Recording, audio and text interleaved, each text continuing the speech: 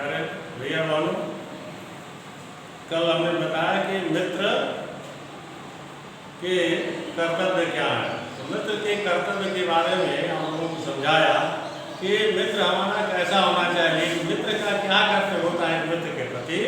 तो मित्र का यह कर्तव्य होता है कि वह उसको हमेशा सहयोग प्रदान करे। मित्र कैसा होना चाहिए? मित्र सज्जन होना चाहिए, नीतिमान होना चाहिए, गुणवान होना चाहिए, उसे अच्छे बुरे की परख होनी चाहिए। मित्र जो होता है वह हमेशा आपको इस तरह का बल देता है, आपके आत्मबल को बढ़ाता है। जो अच्छा मित्र होता है कि इतना आपका उत्साह बढ़ाएगा कि आप अपनी आवश्यकता से अधिक जितना आप काम कर सकते हैं उससे अधिक भी कार्य को कर सकें, ऐसा आपके अंदर उत्साह और बल बढ़ता है। इस तरह से हमने आपको लक्षण बताए। अब आगे बताया जा रहा है कि हमें मित्रता कैसे करनी चाहिए। मित्र को बनाते समय हमें चुनाव किस प्रकार करना चाहिए। तो ऐसा नहीं है जिसके पास जो ही हो उसके साथ मित्रता हम कर लें। तो मित्र अच्छे बालकों से नात करनी चाहिए। बचपन में जब हम होते हैं तो बचपन में हम ये हमारे अंदर ये समझ नहीं रहती है, फर्क नहीं करती, इसको अपना मित्र करना है। जो एक साथ पढ़ते हैं, जितने लोग हैं, बाचाल लड़का है तो सबको चाहता सब लोग हमारे मित्र हो जाए। किसी के अंदर अगर खेलने का शौक है, अच्छा खिलाड़ी है तो लोग चाहते उसके मित्र जाए। कोई बलशाली है, पहलवान है, ताकतवर है, चाहते हैं उसके साथ मित्र। इस तरह से मित्रता हम करते हैं। लेकिन मित्र ऐसा होना चाहिए कि जो भरोसे का हो। उसके लिए लेखक ने आपको एक उदाहरण बताया है किस तरह का मित्रता हो जिसके पर आप भरोसा कर सकें, वो आपको धोखा न दे। जैसे श्री रामचंद्र और सुग्रीव की मित्रता थी। सुग्रीव ने जब रामचंद्र से मित्रता कर ली तो उसको एक आत्मबल मिला और वो अपने भाई से लड़ने के लिए जा पहुंचा। और रामचंद्र ने उसको इस तरह का ढाल बढ़ाया कि जाओ हम तुम्हारे साथ हैं। उसको इतना उत्साह बढ़ा, इतना आत्मबल दिया कि वह तुरंत हार खाने के बाद भी दोबारा जा गया और इस तरह सहयोग किया और सुग्रीव भी आश्वस्त था। तो हमें अपने मित्र पर इस तरह का भरोसा रखना चाहिए।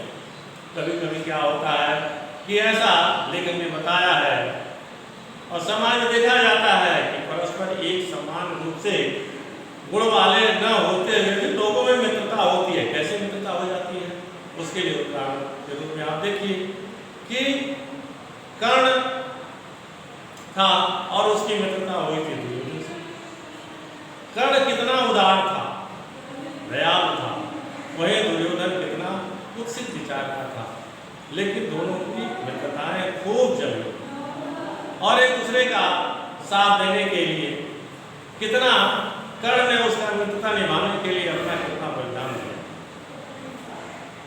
और इस तरह से हमें ऐसे मित्रों का चुनाव करना चाहिए। कभी कभी विपरीत प्रकृति के लोगों में भी अच्छी मित्रता हो जाती है।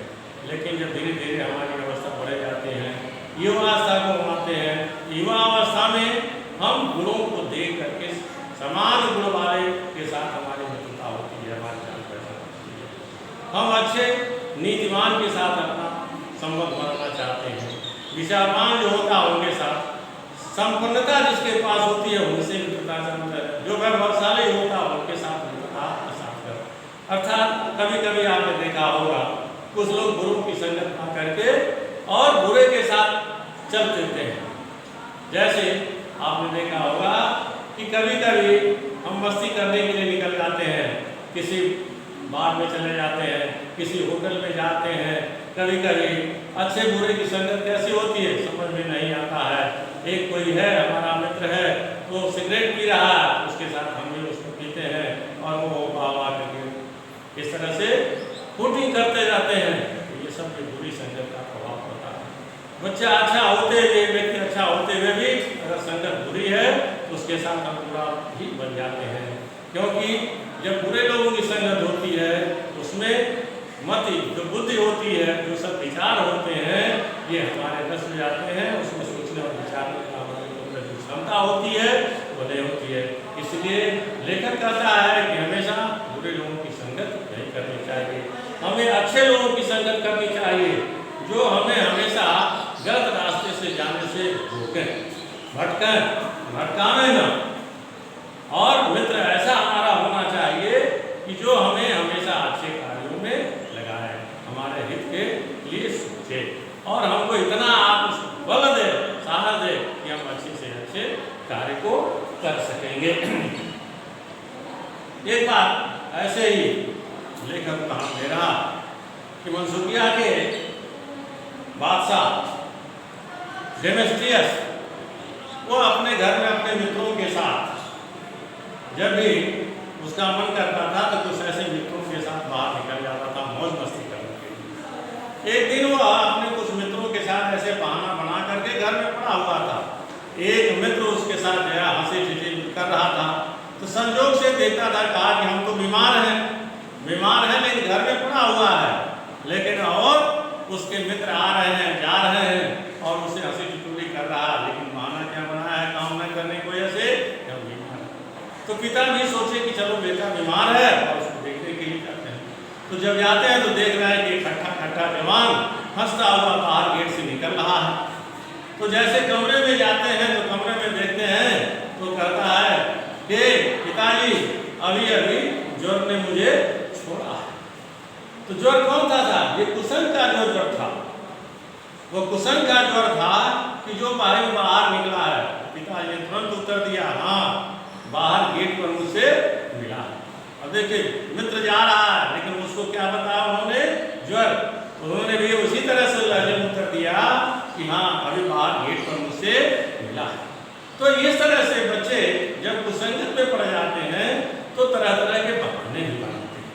तो हमें ऐसा नहीं करना चाहिए, हमें अच्छे लोगों की संगति करनी चाहिए जिससे हमारा कार्य अच्छा हो और समाज में हमारी उन्नति हो। इतिहास इस बात का गवाह है कि जब हम अच्छे लोगों से संगति करते हैं, सत्संगत करते हैं तो हमारा हर कार्य अच्छा होता है, अच्छे विचार होते हैं।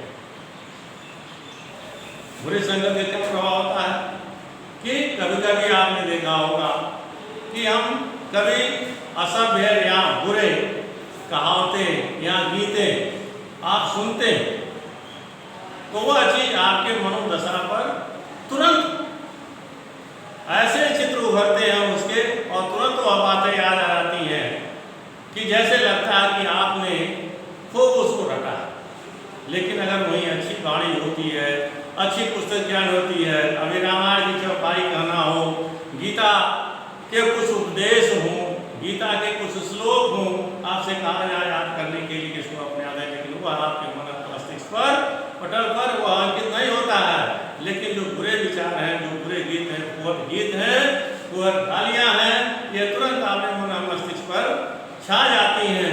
तो इसका क्या प्रभाव है? इसका मतलब जैसे जैसे जो बुरी चीजें होती हैं वो हमें हमारे दिमाग को जल्दी प्रभावित करती हैं और जो श्रेष्ठ चीजें होती हैं वो हमारे जीवन में हमारे मन मस्तिष्क पर वो धीरे धीरे प्रभावित करती हैं। इसलिए हमको बुरे विचारों से अगर कभी हमारे कानों में ऐसे बुरे शब्द सुनाई पड़ते हैं तो उसको यह सोच करके कि एक बार हमारे पास आई है दोबारा हमारे पास न आए, उसको वहीं छोड़ देना चाहिए। और अच्छी वाणी जहाँ मिलती है उसे हमें बार बार सीखनी चाहिए, पढ़नी चाहिए। तो मित्रता के बारे में बताया गया कि यदि हमारी बुद्धि अच्छी तभी होगी, ये सारे चीज गुण हमारे अंदर तभी आएंगे जब हम अच्छे लोगों की संगत करेंगे।